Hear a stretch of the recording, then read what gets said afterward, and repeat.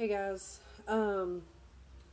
making another video. This is something else that I have been doing a lot.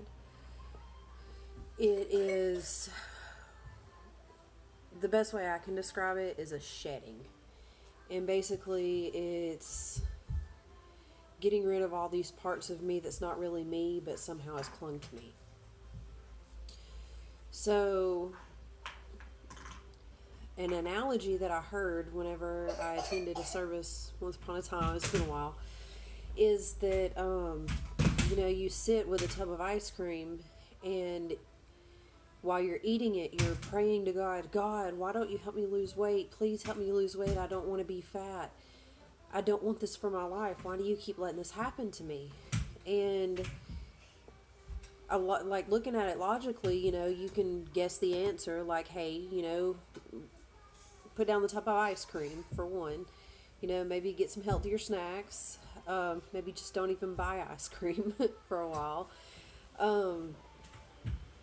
Just, make healthier choices instead of feeling like you need to eat. Get up and move around a little bit. Get some physical activity going. So, what I have done is basically I've had this sore, or I'm sorry, the camera keeps slipping. I have this sore, and what I've done is put a bandage on it. And then, whenever the bandage didn't hold the sore anymore, I put tape around it. And each time, like a little bit of the fluid or the blood or whatever would come to the surface, and it's like, oh, look, you're wounded. It's like, oh, no, I'm not. And I would get more tape and wrap it back up again. And it's like, look, I'm good. I'm good. This isn't really happening to me. So now I'm in the process of shedding that, or trying to take all that tape off. And the thing is I'm almost 33, so I have managed to put so much tape on these wounds, I can't even tell you what body part it is anymore. I can't tell you exactly what is going on with me. So it's back to the analogy about the ice cream. I don't want to know, or I'm understanding that I need to put down that tub of ice cream, but what I want to know is why I picked it up to begin with. And why I feel like there you can see my 2-year-old in the background going up the stairs. why I feel the need to value myself based off of a number you would see on a scale. So that to me is like the main root, the main cause. Right now I can't even see the main root or the main cause because I have covered it up so much by so many things, trying to fool myself and everyone around me that I'm not in pain, I'm not hurt, I'm perfectly fine. My past did not affect me. I have moved on. And in a lot of ways, I have moved on. But in a lot, I am still stuck back with my dad, abusing me, mistreating me, belittling me. So, this whole shedding experience has been quite difficult. It's very uncomfortable. A lot of friends went first. The only friends I have left is probably like my mom, my stepdad. But no matter what area I'm struggling in life, or whether I'm struggling at all, they're always there and they're always proud of me, and they're always there ready to help me in whatever way they can to the best of their ability in the way that they can understand. So they're very church oriented, very Christian, they believe that God is a forgiving God, but they still believe in damnation, that that if you don't do what you're supposed to and you don't accept Jesus Christ, you're going to go to hell. My views of heaven and hell have changed a lot. No longer believe that if I don't stick to this specific path or do it to the T, that I'm gonna end up burning in hell forever. I believe that my hell is here, and I'm going through it right now, and my heaven is here too. And if I don't figure out how to get through the hell, or how to make the hell go away, or how to choose to turn the hell off, then I'm gonna be in hell forever. So, or at least as long as I'm here. And every time that I've gotten a new job or something, like I've advanced in my life somehow, I just look around, I'm like, is this really it? Is this all to life? And it's just like, this can't be it. I've always felt this longing for something different, something more, a purpose. And a lot of people say, you want to find true happiness, follow your passion. Well, I have put tape all over my passion and all over my purpose, so I have no clue what it is. I have no clue where to even begin. I have started, something I did whenever I was younger was I would draw a lot. I would paint. I would, create different things. I'm not a creator per se. I'm more of the type of person that can see something and then I can copy it in my own way.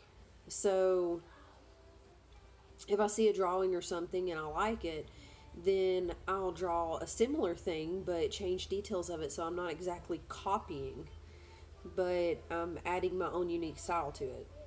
So I've recently picked back up a paintbrush. um, I did a canvas for my daughter that said, be the best you can be. And that is the best message I can give her. That is the best words of advice that I can give her. So, sorry, my son was walking down the stairs. But during these periods of shedding, it's been very uncomfortable. I've been left with no friends. I'd had friends through different relationships, but as the relationships fizzled out, so did the friendships that I had with the people that was attached to that person. So if they see me, they say, hey, they're very polite. It's not like they're mean or anything, but there's just not a connection there anymore. And I think both of us can feel it. Something else too, I had a pretty good paying job and I acquired a lot of stuff. Before I had the good paying job, I didn't have very much. Whenever I left my kid's dad, I was left with, I think, 2 or 3 changes of clothes for them, and I think 1 pot and 2 spoons in a bowl, or yeah, something like that, or a spoon in a bowl, and yeah, I think it was 2 spoons in a bowl, and he said that I could feed him out of the same bowl.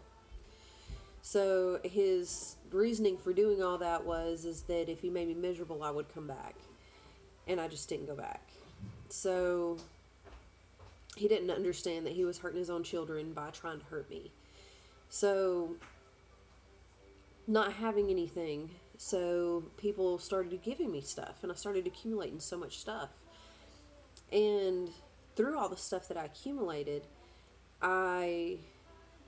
accumulated a bunch of junk. And the same thing happened in my mind. Like, I just kept accumulating all these ideas of myself, all these ideas, and eventually it was just like there's not even enough room to walk through it.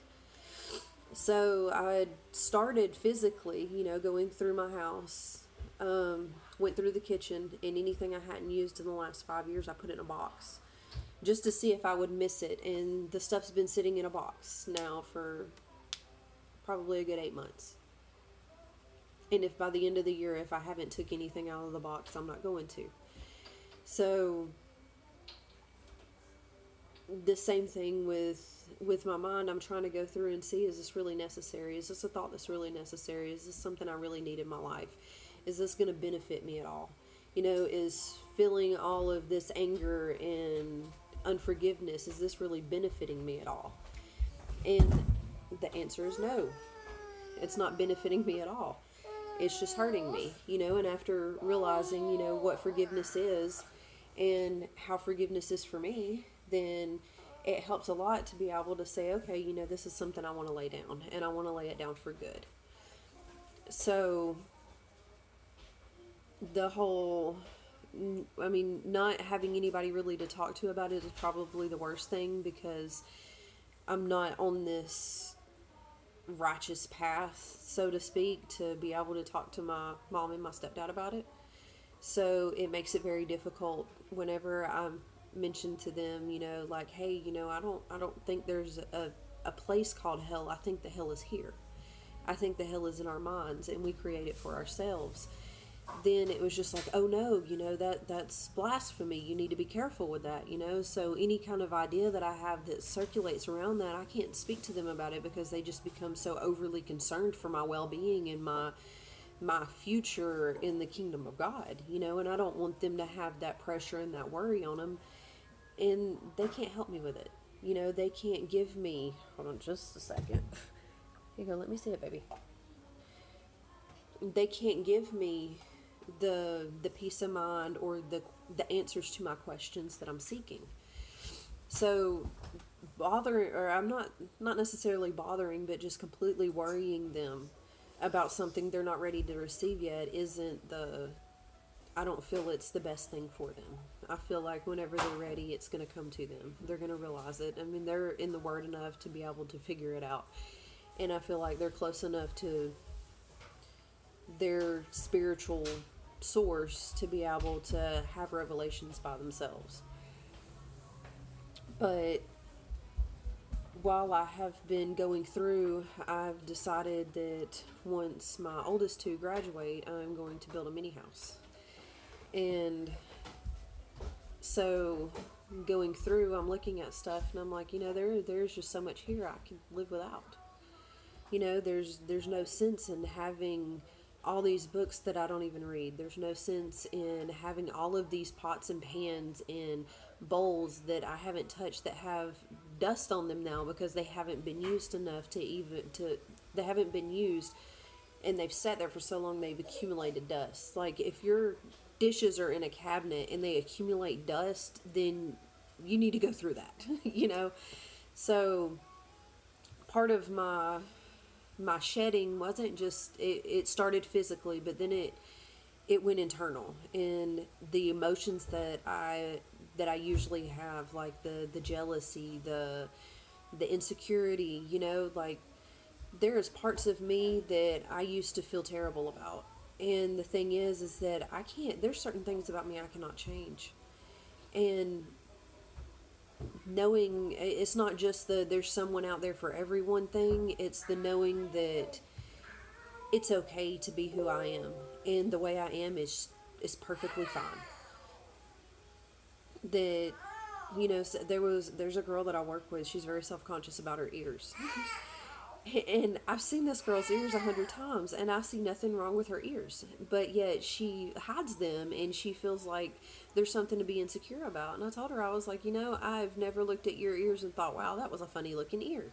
But it's something in her that makes her feel like that. And a lot of times the things that we think are just a huge sore are really nothing.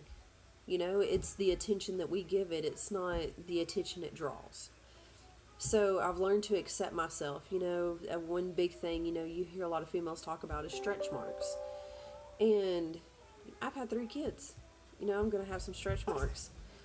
I see people that's never had kids and skinny, never gained or lost weight really, and they have stretch marks. It's, but getting over the fact that I have them and the uncomfortableness that I feel with them is something that, it took a while. I had my first child whenever I was 16, and I'm almost 33, so you can count how many years it took for me to realize it is okay to have stretch marks. We have a visitor. So, here, baby. You gotta get down off of here. You will fall. We have been battling the flu, so she kind of looks a little bit like poo. I want over here. You want over here? Well, you can't play with Mommy's stuff. Okay? I want over there. No, we're not going over there. Really, really proud of this one. Whoop. And now she wants to speak to y'all too. We done zoomed in on the camera. And you say hello? Say hello. What's that? That's a camera. We're recording. Ooh.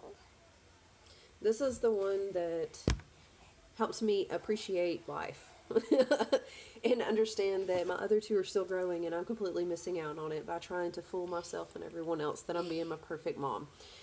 She's having some issues right now, so that'll be all for tonight. Y'all have a great night. Peace out. Come on. We're done.